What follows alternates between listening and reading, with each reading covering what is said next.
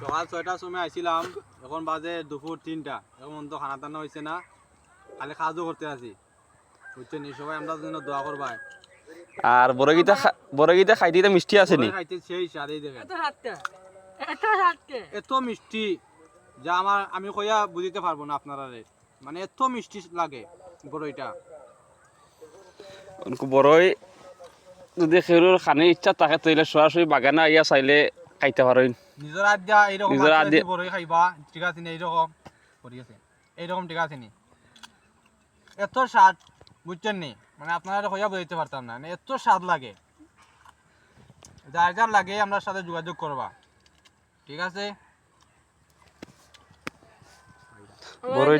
বড়ইটা দেখতে অনেক সুন্দর লাগে।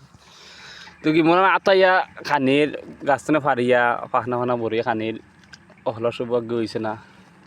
আল্লাহ রহমতে টেহা পয়সা কম থাকতে পারে, কিন্তু ইমান আতে খাইতে পারিয়া বড়ই ওখানে আল্লাহ গেছে, শুক্র আলহামদুলিল্লাহ। আইলা গিলা লাগিয়া খাইলে বাগান আইও সরাসরি। আসলে আর কোন বড় এত স্বাদ লাগে, এত স্বাদ কে এইটা।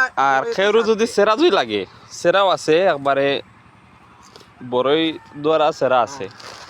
সেরা তো যে বড়ই দ্বারা আছে পাখনা থাকিছে, টক মিষ্টি, এর মাঝে বাউকুল, বারো সুন্দরী সব তো সেরা আছে। সেরাও লাগলে সেরা হইতে পারবে। আর এখন বর্তমানে বস্তা বড় আরও আমরা এখন লিয়া নাই মুগিয়া